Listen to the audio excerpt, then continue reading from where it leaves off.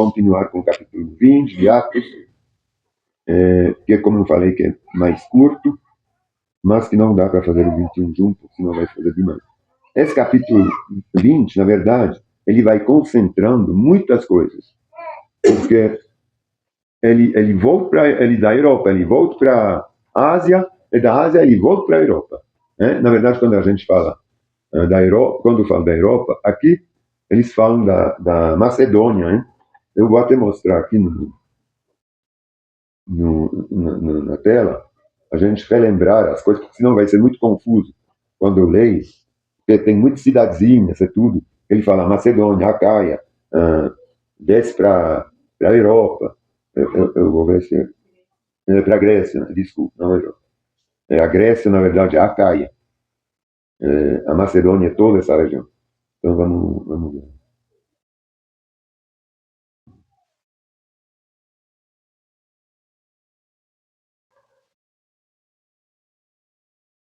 Igreja.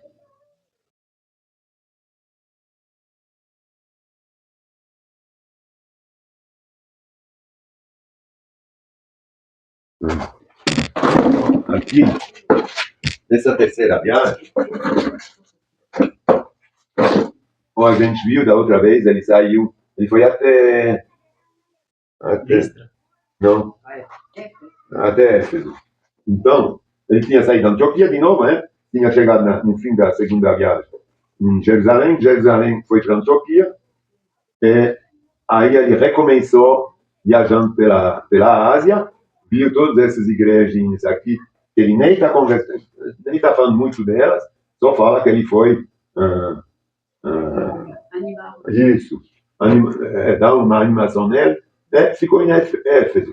Éfeso, ainda, vocês veem, Éfeso está ainda na Ásia, essa aqui é a Ásia Menor, aqui. Está tudo na Ásia. Ele passou, vocês lembram, ele passou 3 anos em Éfeso. Aí dali, ele sozinho, ele vai até Troade, de Troade lá, ele é acompanhado por outros discípulos que vêm daqui, vai para Filipos, e quando ele fala que ele desce, não, daqui ele fala que vai para Macedônia. Macedônia é tudo isso aqui em cima da Europa. Essa aqui é a Europa, aqui, né? Aqui é a Ásia, aqui é a África, o canal de Suécia, aqui, a África, a Ásia, tudo aqui é a Europa. Então, no sul da Europa, a Caia, que eles chamam de Grécia, porque é a Grécia, e Corinto é Atenas, que hoje é a capital da Grécia, certo? E tudo isso é Macedônia. Então, ele passa de barco, ele vai para Filipos, em Filipos ele pega o Lucas de novo, junto, porque ele fala nós, é o Lucas que escreve. Aí, dali, ele vai para a Grécia, então, para Corinto, passa um bom tempo em Corinto, e aqui, ele viaja com também vários discípulos dessas igrejas por aqui. E aqui ele vai pedir em Corinto, quando a gente não vê isso aqui, mas é quando ele passa um tempão lá, que ele fala, puxa, a segunda vez que eu venho aqui, vocês tinham prometido de dar um dinheiro para ajudar os irmãos de Jerusalém. Então, ele está fazendo isso porque depois ele volta aqui, ele vai para Assos a pé, então ele volta com esse pessoal, tudo que ele falou, não, vou entregar esse dinheiro para esses discípulos, mas essa aqui ele não fala aqui, ele fala em Corinto. Aí ele volta para Troade, e de Troade ele vai a pé, de Troade para Assos. É todo esse pessoal que pegou o dinheiro dali, que a gente sabe que está escrito em Corinto e em outros lugares, aí eles vão de barco para Assos, ele vai os reencontrar, de Troade ele vai a pé, ele vai os encontrar no porto de Assos, eles navegam para Mitilene, junto, e depois para Mileto. E lá ele passa um tempo a Mileto, e de lá depois ele fala alto com pressa o que ele para Jerusalém, porque acho que ele quer levar esse dinheiro para Jerusalém, né? Então é por isso que depois ele não, quando ele está aqui em Mileto, você vê que Éfeso é bem perto. Oi, gente. Estamos vindo. Éfeso é do lado, né, aqui, de Mileto. Então ele não quer mais passar em Éfeso. Por quê? Porque ele sabe, naquele momento, que ele nunca mais vai ver esse pessoal. O Espírito Santo já falou para ele, vai para Jerusalém, Só que lá vai te esperar a prisão. Já foi advertido pelo Espírito Santo. Então, aqui ele chama só os anciãos. A gente lembra que Éfeso é o lugar que ele mais passa o tempo. Ficou só em Éfeso 3 anos. Ele estava alugando uma sala lá, por 2 anos. Eles via de toda a Ásia. Eles vinham para aprender filosofias gregas e coisas assim, em Éfeso. Então, ele chama os 8 anciãos, os anciãos de Éfeso. Eles vão virar pé. Eles vão virar pé. Opa.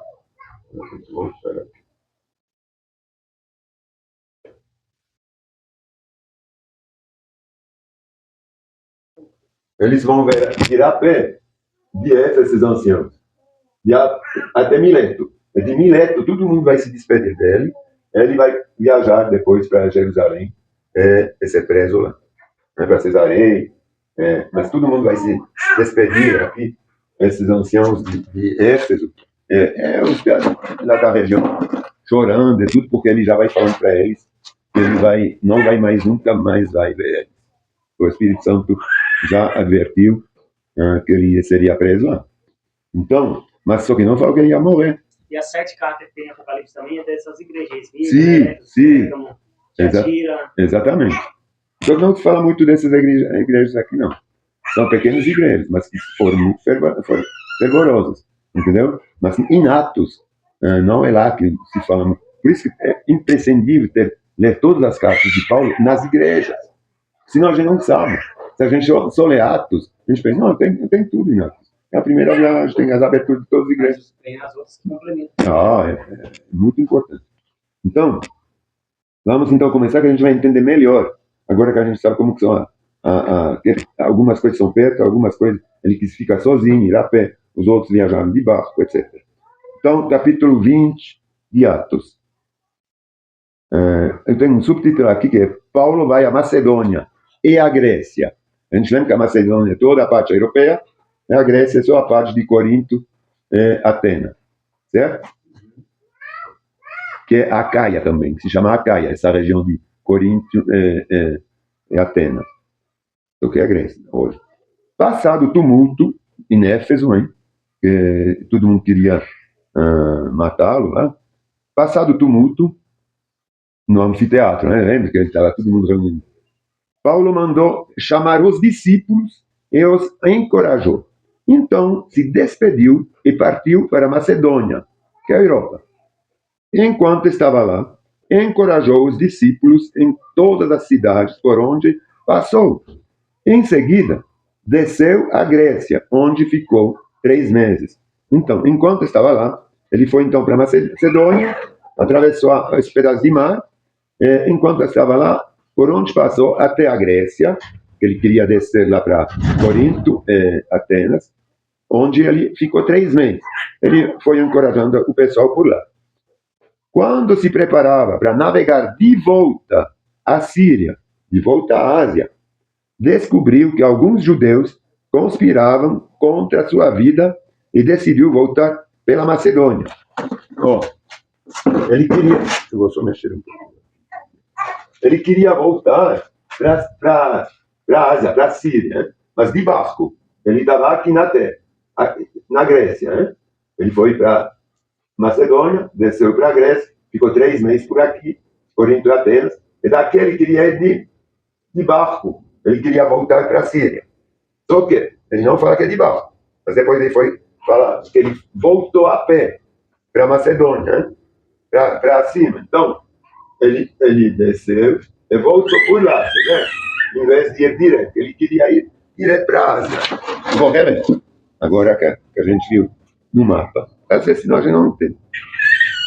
Em seguida, versículo 3, hein? Então se despediu e partiu para a Macedônia. Enquanto estava lá, encorajou os discípulos em todas as cidades por onde passou. Em seguida, desceu à Grécia, que é Corinto e Atenas, onde ficou 3 meses. Quando se preparava para navegar, e de barco então, de volta à Síria. A Síria é lá a Antioquia, você vê? A Antioquia da Síria. Então está na Ásia. Descobriu que alguns judeus conspiravam contra sua vida, então decidiu voltar pela Macedônia. Subiu da Grécia, de novo para Filipe, pela Macedônia, certo? Aí, alguns homens viajavam com ele. Soprato, filho de Piro, de Bereia, Aristarco e Secundo, de Tessalônica, Gaio de Derbe, Timóteo, Tiquico e Trofimo, da província da Ásia. Eles foram adiante. Esse pessoal que ele fala nas cartas dele, que ele confiou dinheiro da Grécia, de Corinto, esse pessoal que ficou com o dinheiro das ofertas, para levar para Jerusalém. Aqui não está escrito, mas está escrito nas cartas. Então, eles foram, então, em frente de barco, eles foram adiante e esperaram por nós. Quer dizer, o Lucas estava junto com o Paulo. Porque eles foram adiante e esperaram por nós em Troade. Troade é a cidade logo abaixo da... É Troade que vai para Filipe, hein? É só um pedacinho que vai da Ásia para a Europa. Então, eles foram adiante e esperaram em Troade. Pelo Paulo e pelo Lucas. Terminada a festa dos pães sem fermento, a semana antes da Páscoa, embarcamos, o Lucas e o Paulo, em Filipe. E 5 dias depois, nós reencontramos em Troade, com eles que tinha aí na frente, certo? Então ele foi de barco também, nos reencontrou lá. Onde ficamos uma semana, 7 dias. Em Troade, com todo mundo, certo?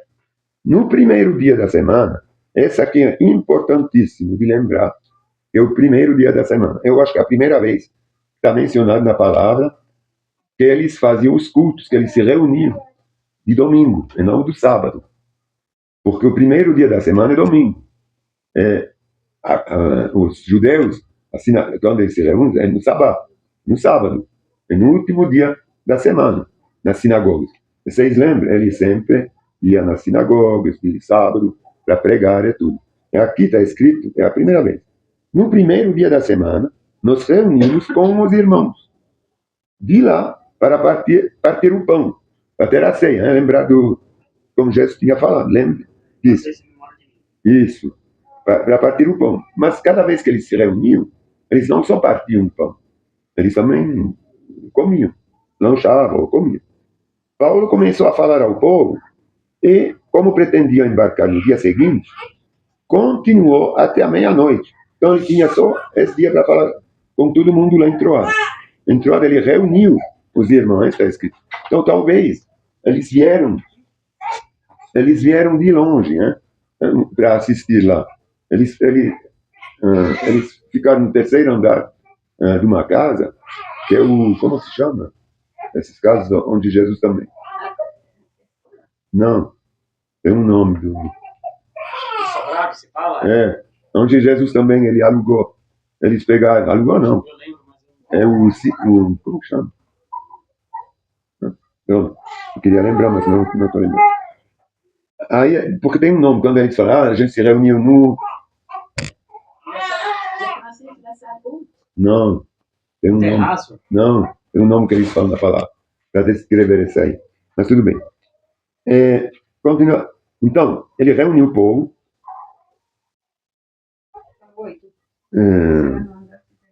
A sala do andar superior. Mas, na verdade, era o terceiro andar, né? Onde estavam reunidos, era a sala no andar superior, onde estávamos reunidos, era iluminada por muitas lamparinas. Então, era bem grande. Eles estimam que tinham umas 200 pessoas.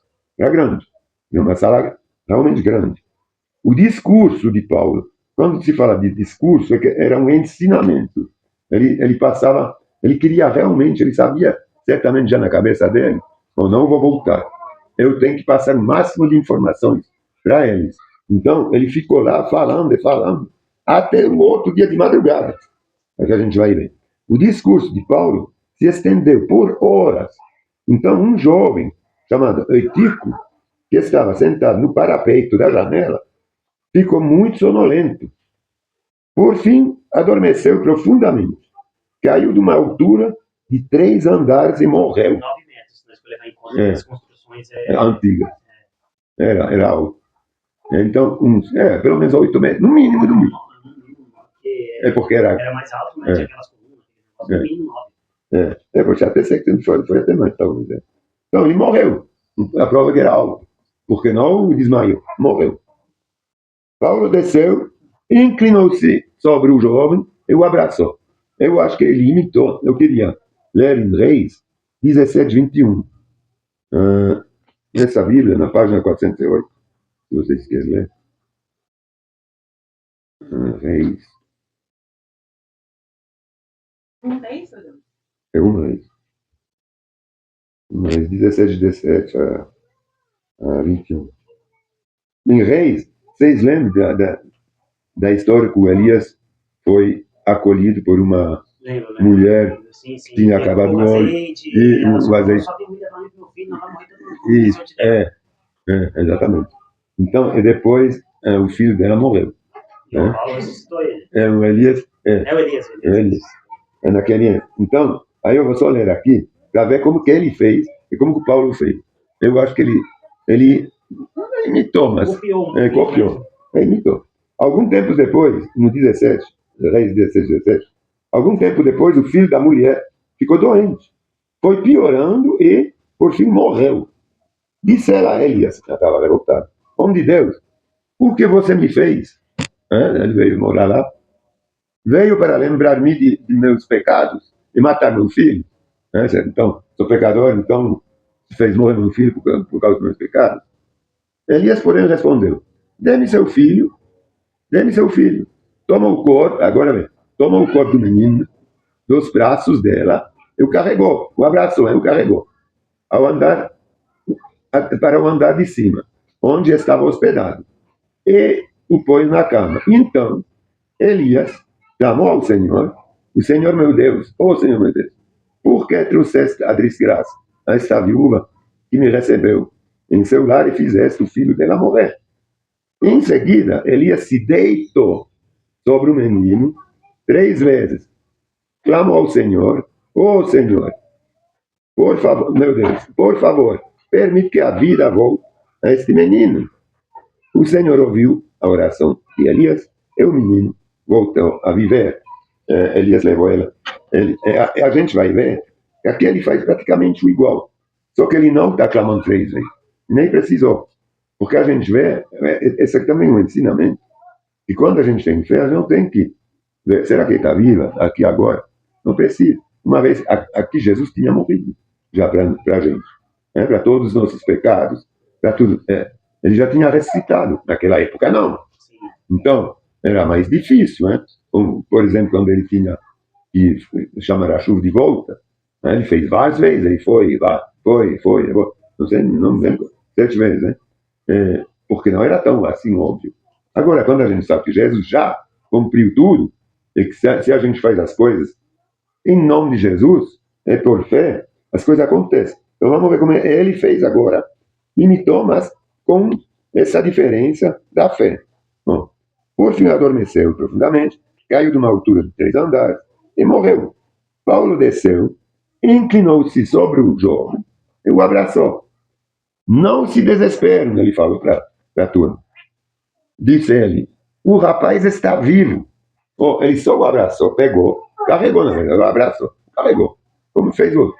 Ele falou: não, o menino está vivo, a alma dele não saiu. Em outras versões está escrito que a alma dele não saiu. Então todos subiram novamente, partiram o pão e comeram juntos. Paulo continuou a lhes falar até o amanhecer e depois partiu. Enquanto isso, o jovem foi levado para casa vivo e todos sentiram grande alívio. Então, não está escrito que ele subiu na hora de novo o jovem. Talvez subiu, talvez ficou lá embaixo com alguém, não sei. Mas não está escrito que ele subiu. Só está escrito que o Paulo, ele proclamou que ele estava vivo. Isso é para a fé, Abraçou, disse que ele estava vivo. Em outros lugares, ele disse: não, a alma dele está aqui, ele está vivo. Entendeu? Então, ele depois deixou, foi continuar. Até de madrugada falou. É ali que eles falam: não, o menino foi levado para a casa dele vivo, pronto. Então, é uma coisa que a gente, uma vez, que a gente pede alguma coisa a Deus, isso está confirmado em Tiago Ele não pode duvidar. Está escrito, quem duvida, como ele vacila. Esse aqui não espera receber nada do Senhor. Com vacilão. Entendeu? Ele se deixa levar pelo vento, vai de um lado, vai do outro. Então, a gente não pode duvidar. Tem que ver o que nós está pedindo também, se é para a honra e glória do Senhor, né? Porque se for lógico. também, né? Não, é lógico. Se eu peço, Senhor, eu sonhei que você ia me dar um carro para amanhã. Então, eu te peço esse carro para amanhã. Eu não vou duvidar que ele vai estar amanhã na garagem. Isso aqui não vai funcionar. Por quê? Ele nunca promete coisa assim. Ele promete pão, vestido, roupas e comida. Sei lá. Então, pelo menos um sermão no monte. Então, é óbvio que tem que ser. Mas esse aqui condiz com a palavra, porque ele fala em Marcos que a gente poderia. Isso. Vocês vão mandar embora. Isso. Então, está condizente com a palavra, entendeu? Então, enquanto isso, o jovem foi levado para casa vivo e todos sentiram grande alívio. Paulo se encontrou com os líderes, então. Paulo foi para a terra até Assos. Lembra de Assos, hein? Ele foi por terra até Assos, onde havia definido que devíamos esperar por ele, que eles iam de barco. Enquanto nós fomos de navio, encontrou-se conosco em Assos, e navegamos então juntos até Mitilene. Então, de lá de Troade, ele desceu então a pé, certo? Para Assos. Os encontrou lá. São uns 30 quilômetros. Encontrou-se conosco, e aí ele pegou o navio, o barco, e foi junto, até Mitilene. No dia seguinte, passamos em frente da ilha de Quios, e no outro dia atravessamos para a ilha de Samos, e um dia depois chegamos a Mileto. Esse Mileto, vocês se lembram, que é bem perto de Éfeso. Né? Então, ele está lá no litoral, Éfeso estava lá dentro, quando ele subia pela terra. Então, uns 50, 60 quilômetros.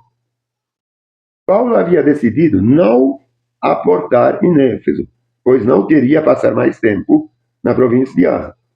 Então, Paulo ele decidiu que ele não iria mais para Éfeso, apesar de ser uma cidade onde ele tinha muito cristão, que ele tinha passado 3 anos lá. Então, o que ele fez?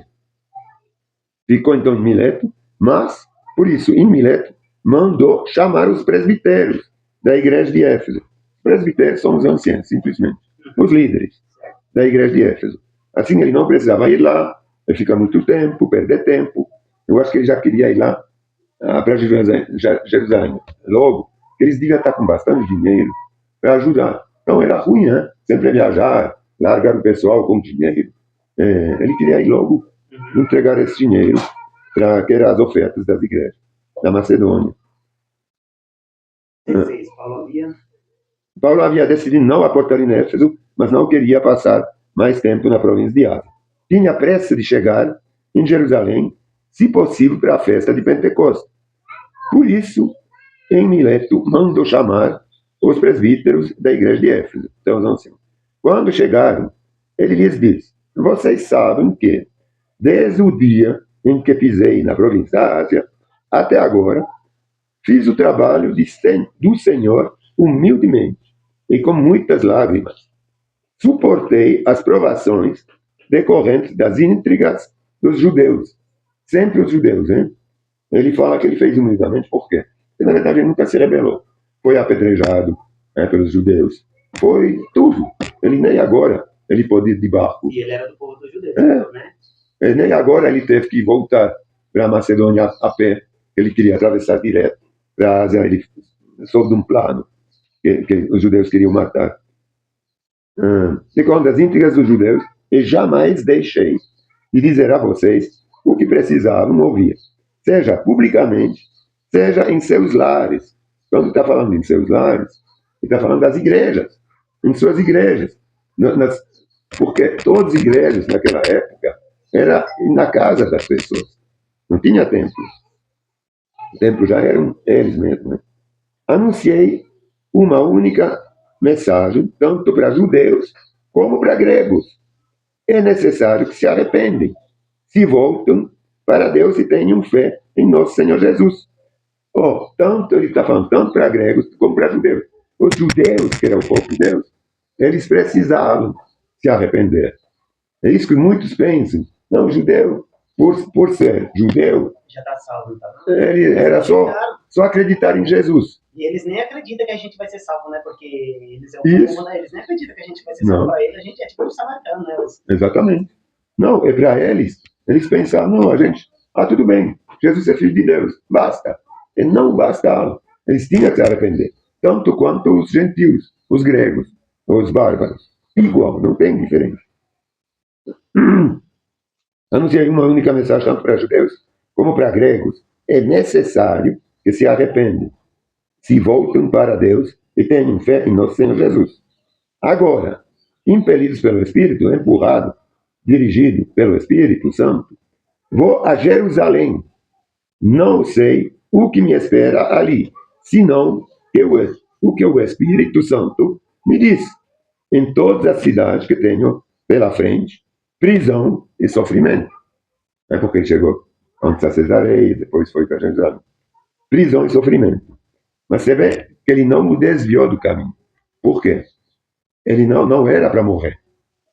Depois, nos outros capítulos, bom, se a gente faz um estudo, se a gente passa assim, a gente vai ver, mas a gente vai ver que lá ele estava triste, muitas vezes para morrer, mas nunca morreu, entendeu? Nunca foi apedrejado para ser morto. Agora, o plano ele era de ser morto, mas sempre Deus, o Espírito Santo, deu um escapatório, um meio de salvar. Até quando ele teve que falar que ele era romano, que ele queria ser julgado, então, pelos romanos, né, que era a direita dele. Então, porque se fosse para morrer, certamente que o Espírito Santo não ia falar isso. Não ia falar, então vai lá para Jerusalém, você vai morrer lá. Não faz sentido. Então ele falou, eu sei que eu tenho prisão e sofrimentos, mas tudo isso é para testemunhar, não para morrer. O morto, ele não testemunha de nada. Entendeu? Então não faz sentido às vezes quando fala, não, porque eu vou ser mártir por Deus, sei lá o quê. Eu sei que eu vou morrer, mas minha vida não vale coisa alguma para mim, a menos que eu a use para completar minha carreira e missão que me foi confiada pelo Senhor Jesus. Dar testemunha das boas novas da graça de Deus. Ele fala, minha vida não vale nada, mas ela vale porque eu tenho que dar testemunho. Então, morto, eu não posso dar testemunho. Entendeu? Por isso que o Senhor não deixa que ele morra. Entendeu? Apesar dele saber, não, para mim, eu já estou vivendo com Deus. Mas eu vivo a minha vida para uma missão. É dar testemunho. Não por... A missão não é morrer. É para não poder dar testemunho. É dar testemunho das boas novas de graça de Deus. E mesmo depois, em Roma, ele ficou 2 anos. E, na verdade, ninguém sabe como que ele morreu. Porque tem várias versões. Outros falam que ele foi salvo por algum discípulo. Outros falam que ele foi para a ilha de sei lá de quê. Então, tem várias versões. Então, nunca, em momento algum, Deus falou para ele, revelou, você vai morrer. Isso ele nunca revelou. Agora sei que nenhum de vocês, a quem anunciei o reino, me verá outra vez. Por isso declaro hoje que se alguém se perder, não será para minha culpa, pois não deixei de anunciar tudo que Deus quer que vocês saibam. Mesmo aqui, ele sabe que ele não vai voltar, mas ele não fala que ele vai morrer.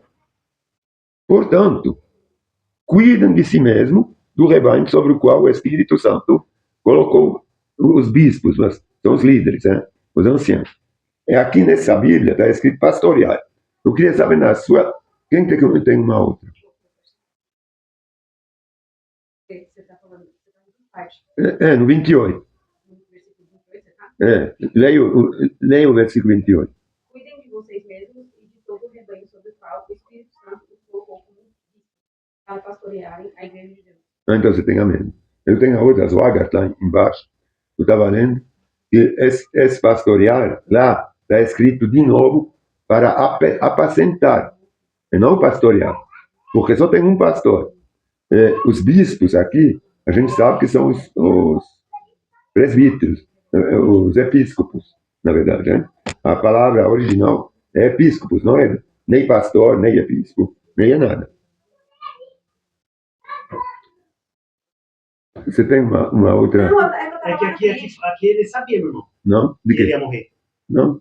Não, que ele, um profeta, você viu que no 21 um profeta foi e pegou o cinto dele e amarrou as mãos e os pés e falou que o Espírito Santo tinha falado para ele que o dono daquele cinto, os judeus iam amarrar e iam entregar no 21.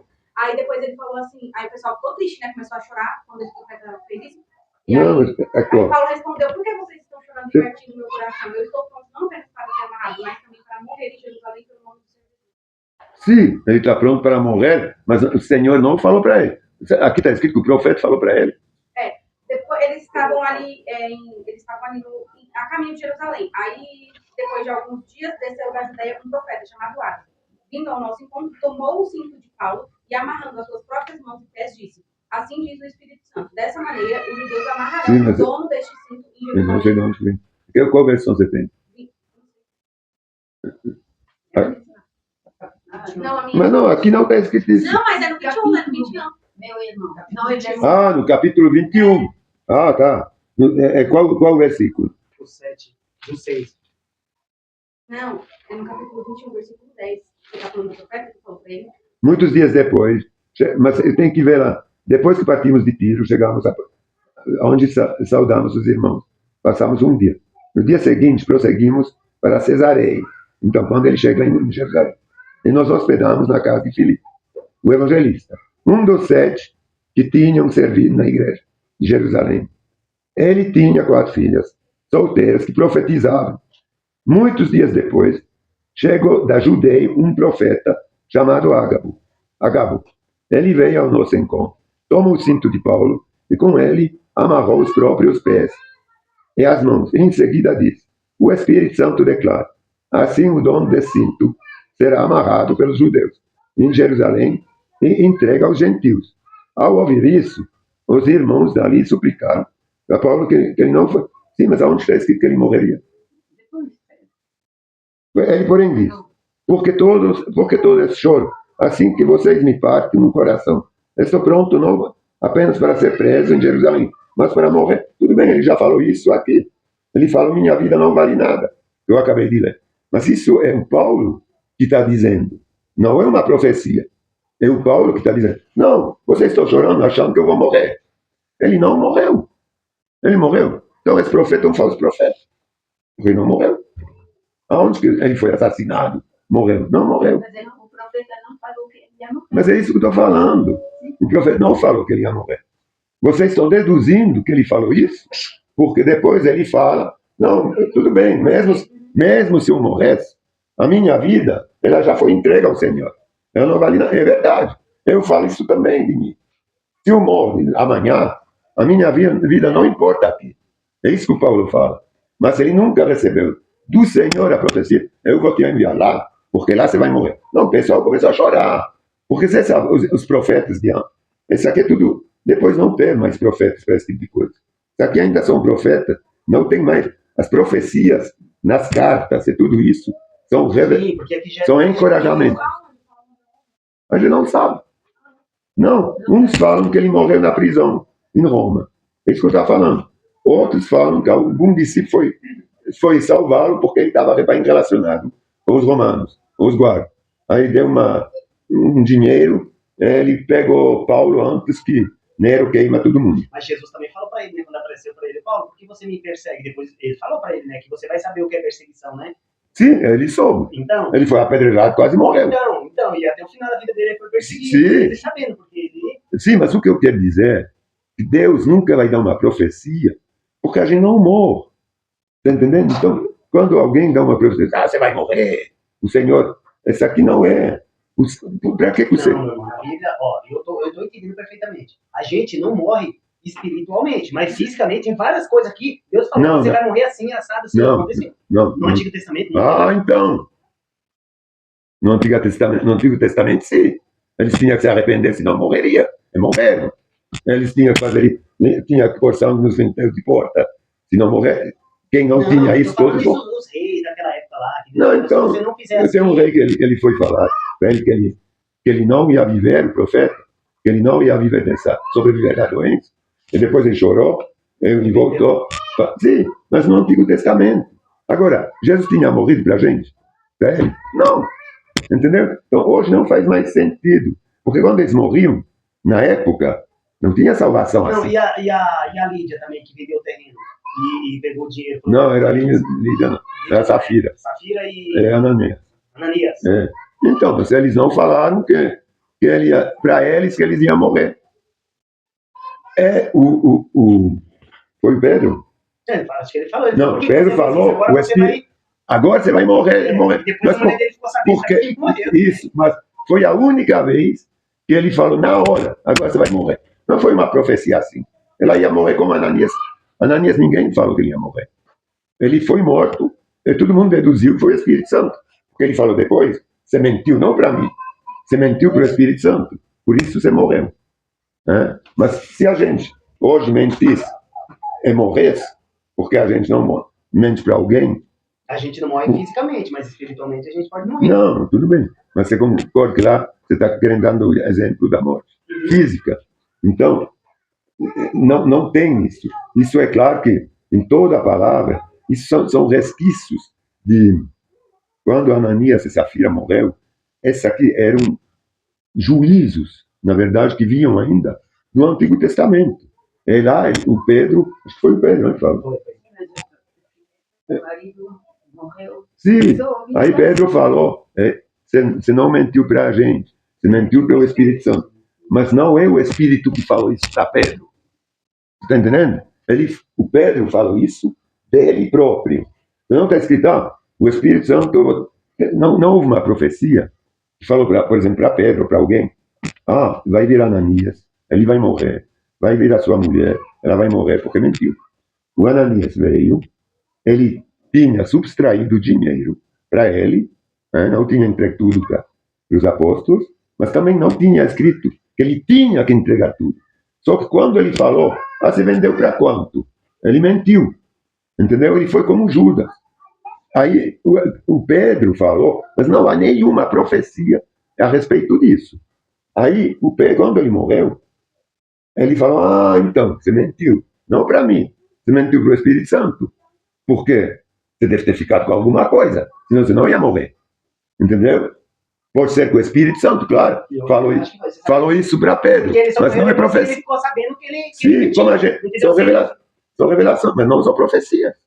Não é? Ele não advertiu antes. Profecia, naquela época. E quando alguém... Ele afirmou. O que ele fez aí foi agora você vai morrer, foi uma afirmação. Sim, por quê? Porque ele sabia que ela estava também mentindo. É que o marido tinha morrido. Você concorda? Porque ele falou, quando ele fez a mesma pergunta, da mesma forma ela mentiu. Aí ela falou, então agora você vai morrer. Ele morreu.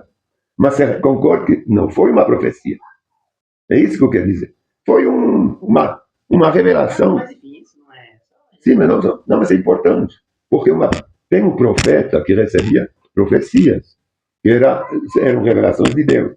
Mas para que hoje, por exemplo, já não tem mais profetas? Eu estou falando isso porque é muito importante. Tem gente que faz cada revelação. Não, isso aí, meu irmão, isso aí eu tenho convicção sobre morte. Não existe mais profeta. Não existe. Eu posso receber uma revelação particular para minha esposa, ou para você para mim, alguma coisa, mas profecia de falar, vai acontecer isso, a igreja vai fazer isso, já acabou. Em todo o Novo Testamento, isso aqui é claro, em todo o Novo Testamento, está escrito que todas as profecias, que eles ainda chamam de profecias, mas são encorajamentos, revelações.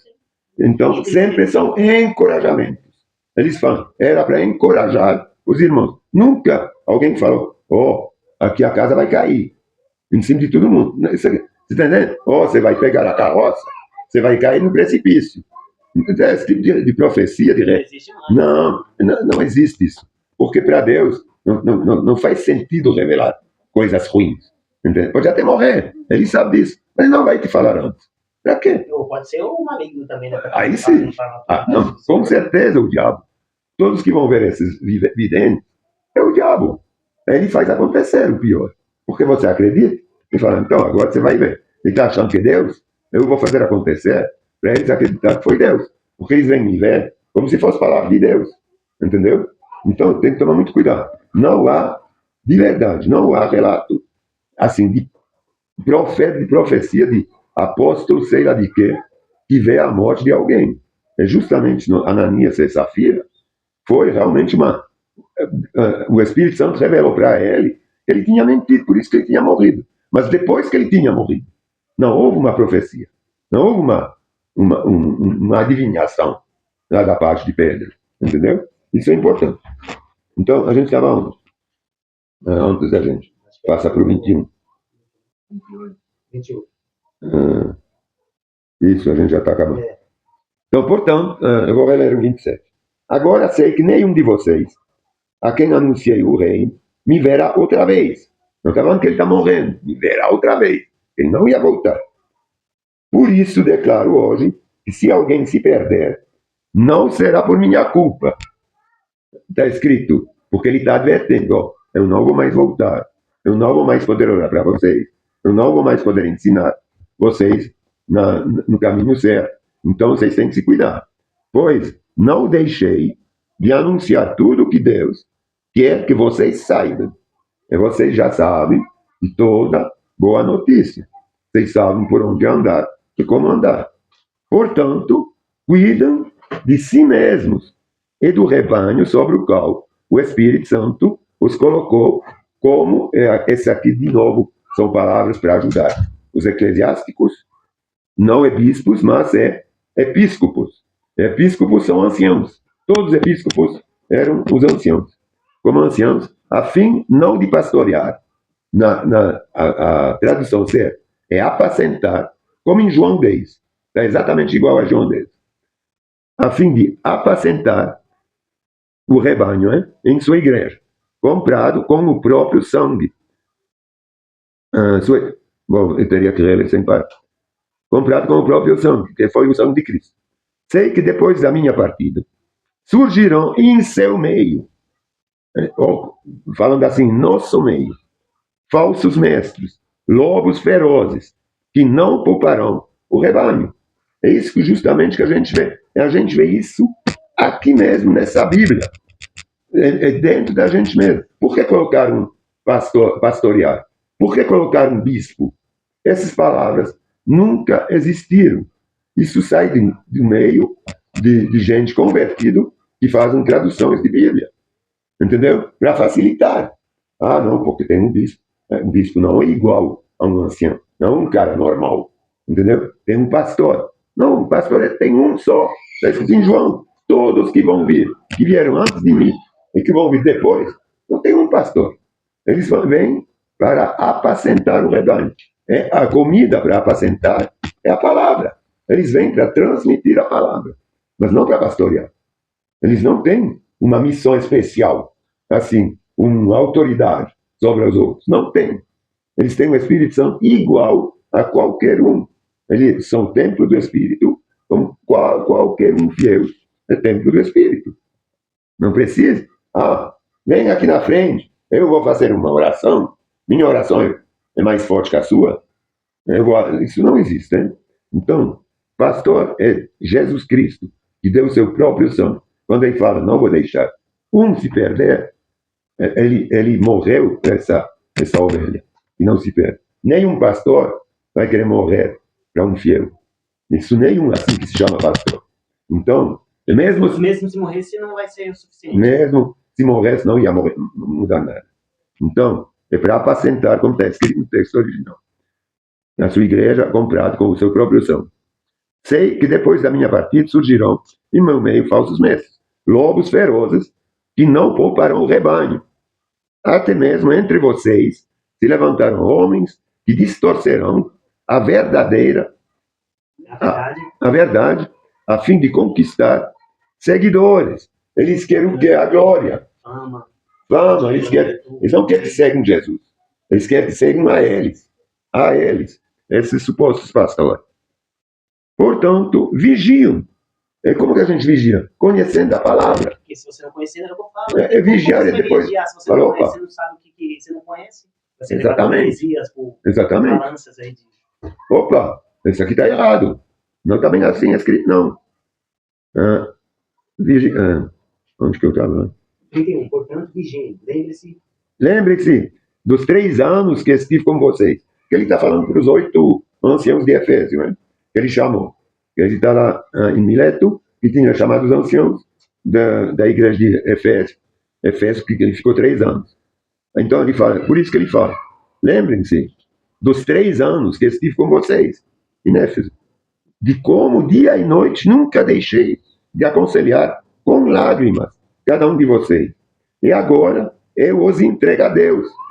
É a mensagem da sua graça que pode edificá-los e dar-lhes uma herança junto com todos que ele separou para si. Olha como ele está falando. A mensagem, para a gente a palavra hoje, né? Entregar a Deus e a sua graça. Jamais cobicei a prata. Agora tem uma coisa interessante, mas eu não conseguia fazer muito tempo. Ele fala, e agora os entregar a Deus. É a mensagem da sua graça, que pode edificá-los e dar-lhes uma herança, junto com todos que ele separou para si. Mas ele fala aqui, que vai... Quando ele fala isso, não é predestinação. Por quê? Logo antes ele não falou, dentro de vocês surgirão lobos. Se fosse, então, todos escolhidos, como ele fala aqui, escolhido por Deus, ninguém surgiria para se desviar. Então, sempre a coisa é a escolha de si mesmo. Né? Jamais cobicei a prata, o ouro ou as roupas de alguém. Vocês sabem que estas minhas mãos trabalharam para prover as minhas necessidades. Quando ele fala para prover... Maravilhoso, aqui fica bem claro que uma pessoa não tem que ter um salário para viver da palavra. Exatamente. Né? Para prover. Não, ele pode já receber sustento, está escrito às vezes. Não um salário, mas o sustento. O sustento sempre é casa e comida. Não é salário. Não. O cara já monta a igreja, já tem um aluguel da igreja. Não, mas quando ele... eu publiquei hoje de manhã, ele tem que bater os pés, né? Quando ele chega numa cidade, ele tinha que entrar numa casa, ficar lá. E a voz da casa prover o sustento dele. Então, o sustento era dar a cama e viver ali junto com eles, como irmãos. Mas não receber dinheiro, não ser pago. Né? Então, vou recomeçar. Jamais cobicei a prata, o ouro ou as roupas de alguém. Vocês sabem que essas minhas mãos trabalharam para prover as minhas necessidades e as dos que estavam comigo. Não somente as dele, mas nem dos outros.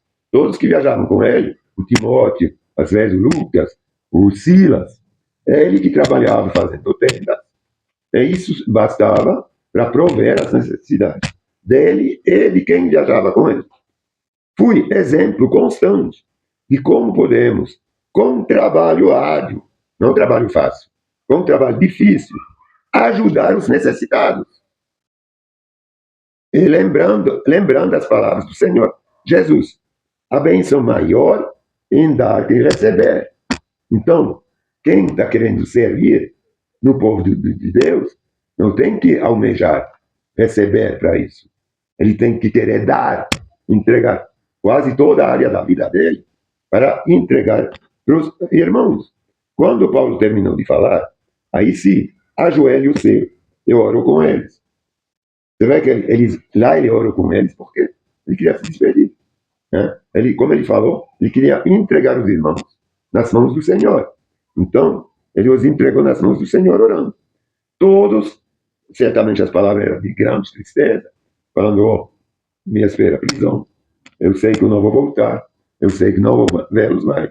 Então todos choraram, todos eram muito tristes. Hein? Todos choraram muito enquanto se despediam dele, com abraços e beijos. O que mais os entristeceu foi ele ter dito que nunca mais o veriam. Então, eles o acompanharam até o navio. Eu estou repetindo. Ele não falou, Deus me mostrou que eu vou morrer. Mas Deus me mostrou que eu nunca mais vou vê-lo. Então, não, mas ele não morreu. Não, mas nós não sabemos também se ele morreu ou não. Tudo bem, mas a gente não pode falar. Mas a gente não pode falar que foi uma profecia de morte, porque ela não existe na Bíblia. Então, não é por isso que a gente vai falar agora. Essa aqui é a coisa fácil desses pastores. Você vê, você vai para morrer. Essa aqui não existe. Nunca Deus ele mostra a morte. Porque, agora, me fala a verdade. Se Deus te mostra, você vai lá para morrer. Você vai querer ir? Não. Então, Deus sabe que você não vai ir. Sempre ele falou justamente isso. Não vai lá, porque lá vai se complicar, não vai. Então, ele sempre desviou. O próprio Jesus. Ele sempre desviou. Só na hora, claro que Jesus, a missão dele, o único que recebeu a profecia, de morte é Jesus. Porque senão a gente vira tudo Jesus, então. Não, eu sei, Deus me pediu para ir para lá para morrer. Então, eu sou um segundo Jesus. Eu vou lá me sacrificar. Isso não existe. Só Jesus, certo? Isso tem que ser bem, realmente bem claro. Opa, muito obrigado. Vamos pegar em Coríntios. Opa. O que tem menos, que não estou. Não comi nada hoje de manhã. Aí já fica meio pronto, hein?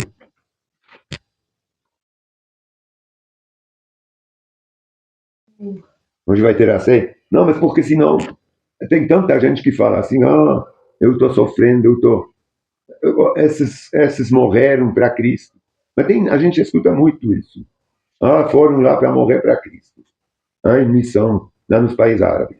Quando Cristo manda algum missionário para ir se jogar na goela do lobo? Nunca. Sempre fala, não vai. Não vai lá.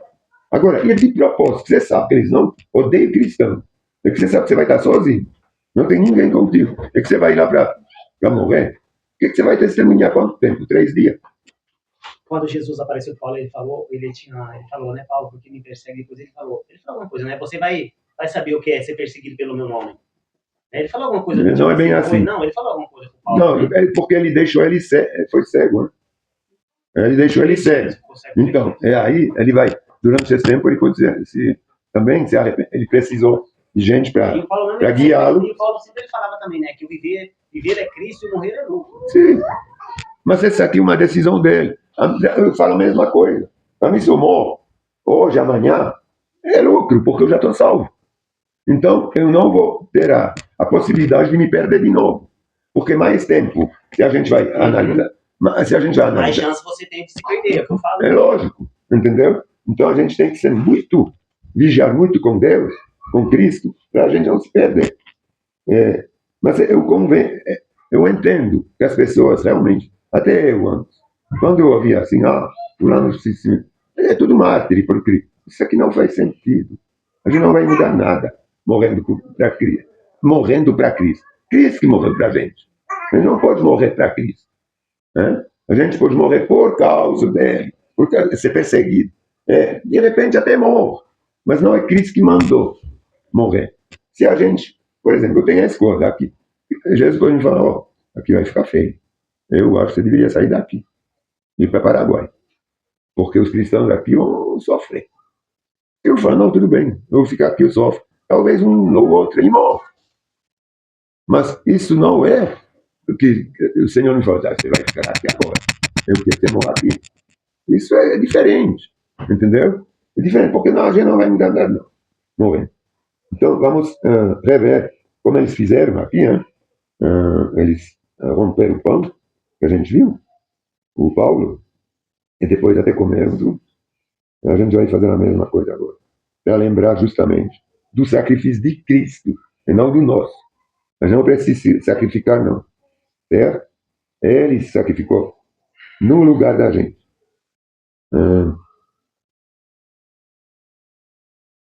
Na noite em que o Senhor Jesus foi traído, ele tomou o pão, pode tomar o pão, agradeceu a Deus, partiu-o e disse, este é meu corpo, que entregue para vocês. Façam isso em memória de mim. Então, Senhor, a gente vai comer desse pão. Agora, se lembrando do sacrifício que o Senhor fez para a gente. Quando o Senhor subiu na cruz, o Senhor sofreu no nosso lugar. No nosso lugar. A gente não precisa mais sofrer no teu lugar. A gente pode se entregar à morte. Não vai mudar nada. O Senhor nos salvou. A gente já está contigo no céu, Senhor. É como o Senhor falou ao ladrão à direita, na cruz, hoje ainda você estará no céu comigo. Então, ele nem precisou tomar ceia. Ele nem precisou nem se arrepender.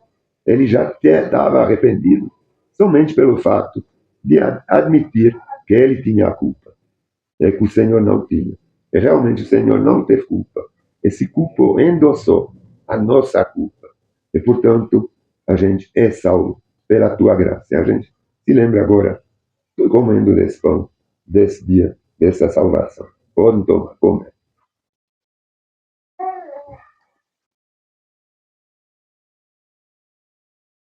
Obrigado, Senhor. Muito obrigado. E da mesma forma, depois da ceia, tomou o cálice e disse: Este cálice é a nova aliança, confirmada por meu sangue. Façam isto em memória de mim, sempre que eu beber. Agora, esse cálice, Senhor, é presente. É sangue que derramou na cruz. É sangue que selou o Novo Testamento, a nova aliança. Ela foi selada pelo teu sangue, para atestar que tudo da agora para frente é selado por ti. E tudo que era antes já era, Senhor. É que da agora para frente é uma nova aliança. São novas regras. São as regras da graça, Senhor.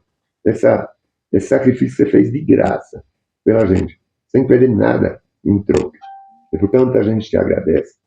A gente vai se lembrar agora dessa aliança, sabendo que a gente é selado, a gente recebeu o selo dessa aliança, que nós somos diferentes dos demais.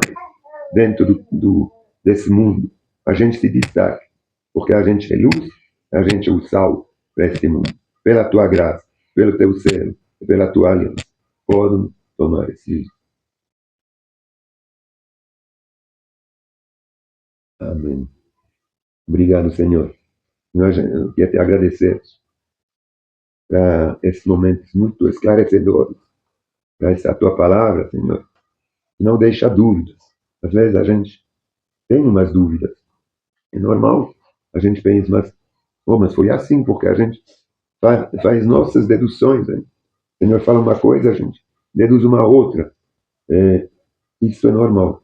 Mas o Senhor fala uma coisa e nos esclarece depois como que é essa coisa. A gente realmente tem a tua palavra como sendo o testemunho, a verdade. Essa verdade que liberta,